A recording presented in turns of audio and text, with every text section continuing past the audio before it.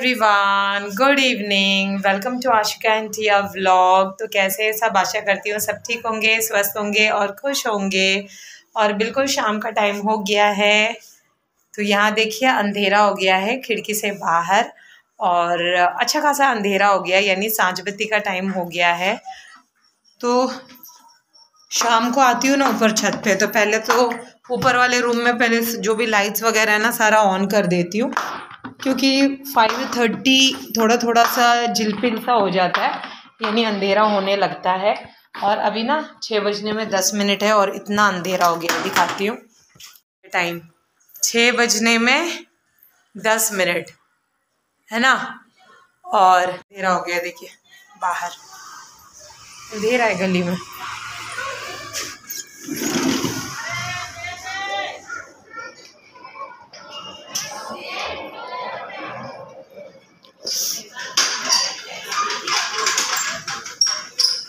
गांव में भी ना ठंड वगैरह में अंधेरा बहुत जल्दी हो जाता है, बहुत जल्दी।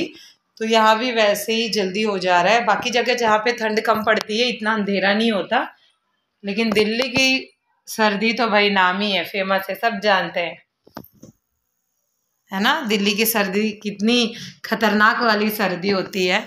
तो मैं तो बचपन से मुंबई में रही हूँ, वहीं पे पढ़ाई लिखाई सब हुआ है। और जब मैं स्टार्टिंग में दिल्ली आई ना, तो ठंड में जो दांत होते हैं ना, हमारे में कहते हैं किटकिटाना, यानी कि दांत cut cut cut cut cut cut cut, वो पूरे दिन मेरा रहता ही था, मतलब वो बंद ही नहीं होता। और रात में तो और ज़्यादा ही, क्योंकि इतनी ज़्यादा ठंड पड़ती थी, बहुत ठंड रहती थी।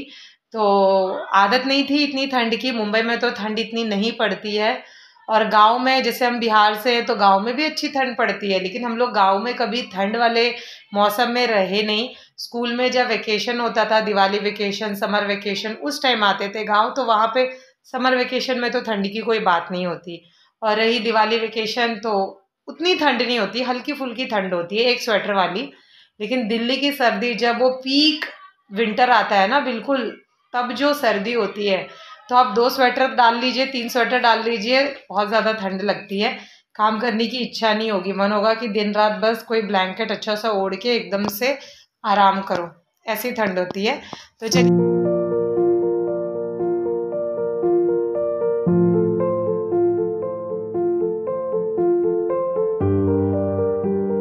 और मेरी चाय मेरी बेटी ने बना के रख दिया है। नीचे आई हूँ, तब तक मेरी गर्मा गर्म चाय, ये देखिए चाय बन गया। मैं तो वैसे ही 2-3 टाइम चाय पी लेती हूँ दिन में, लेकिन दिया चाय में अभी दिया नहीं, क्योंकि अभी उबलना ही शुरू हुआ। दे दो ठंड में तो अदरक डालो ही, कंपलसरी है चाय में अदरक पड़ना ठंड में। और आज मैं ब्लॉग देख रही थी ना गाँव का, इतना ज़्यादा याद आ रहा था, हाट वाला सीन सब देखी हो ना, तो और ज़्यादा याद आ रहा था, बहुत बहुत याद आ रहा था। कचरी वो चॉप कहाँ मिलेंगे यहाँ पे। आज मैं ना थोड़ी देर के लिए अपने पुराना वाला व्लॉग देख रही थी, यानी कि अपने गांव का व्लॉग देख रही थी। तो सारा व्लॉग देखते देखते इतना ज़्यादा सबका याद आने लग गया ना, बहुत ज़्यादा मिस करने लगी सबको। तो कहते हैं ना कि हाँ, व्लॉग से ये तो होती है कि सबको देख लिया, खुशी हो गई, मन खुश हो जाती हूँ, लेकिन बहुत याद आने लग गई, बहुत ज़्यादा। ये होता है ना कि इतने लंबे हम लोग काफ़ी दूर रहते हैं, जैसे मैं, मेरी सिस्टर, भाई, मम्मी पापा सब, तो एक दूसरे से मिलना अक्सर नहीं हो पाता है। एक सिटी में नहीं रहते हैं, तीनों 3 सिटी में, तो हम लोग बहुत मुश्किल हो जाता है एक दूसरे से मिलना। और लकीली इस बार गांव गए तो काफ़ी साल के बाद हम सब इकट्ठे हो पाए थे, मिल पाए थे। पॉसिबल नहीं होता कि हम तीनों एक जगह पे इकट्ठा हो जाए। 3 इयर्स हो गए थे हमें एक दूसरे से मिले। सारी पुरानी बातें याद आ रही थी, बचपन की बातें याद आ रही थी। पहले ऐसा होता था ना, जब मैं छोटी थी तो हमेशा मम्मी को, मेरे ख्याल से हर लड़की कहती होगी, मैं कहती थी मम्मी मुझे शादी ही नहीं करनी है, और अगर मैं करूँगी ना तो आप लोग के साथ ही रहूँगी, मुझे आप लोगों के साथ ही रहना है, या तो आप लोग मेरे पास आके रहना मेरे साथ, तो मतलब मुझे अकेलापन नहीं फील होगा और मुझे आप लोगों के बिना नहीं रहना पड़ेगा। तो मैं बच्चे में ऐसे सब बातें कहती थी अपने पेरेंट्स को, और इतना ज़्यादा, मतलब मैं बिल्कुल भी नहीं रह पाती थी अपने पेरेंट्स के बिना। 1 दिन हो या 2 दिन हो या कुछ भी, मैं नहीं रह पाती थी।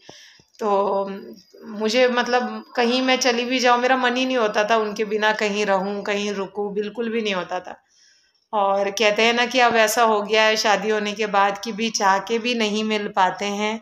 मिलने के लिए मौका निकालना पड़ता है, ढूंढना पड़ता है, कितना फ़र्क हो जाता है। मतलब चाहकर भी जब हम कोई चीज़ नहीं कर पाते हैं तो उस चीज़ का कितना अफ़सोस होता है।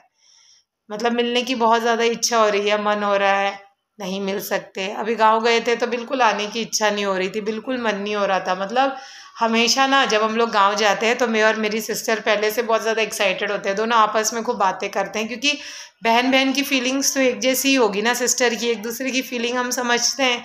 लड़कियों की सबकी फीलिंग ऑलमोस्ट सेम ही होती है, तो जब हम जाने वाले होते हैं तो हम एक-दूसरे को बहुत ज़्यादा कंसोल करते हैं कि नहीं इस बार जाएँगे ना तो बिल्कुल रोना-धोना नहीं है, एकदम मज़े में रहेंगे, आने टाइम में भी ज़्यादा इमोशनल नहीं होना है। क्योंकि हम लोग हमेशा कहते हैं लेकिन अपने इमोशंस को कंट्रोल नहीं कर पाते हैं, थोड़ा स्ट्रॉन्ग होना चाहिए, वक्त के साथ चेंज होना चाहिए, ब्ला ब्ला ब्ला, बहुत कुछ अपने आप को समझाने के लिए एक दूसरे को कंसोल करते हैं। लेकिन जब गाँव में जाते हैं, इतने दिन रहते हैं, एक दूसरे का समय, साथ, बचपना सब कुछ याद आ जाता है।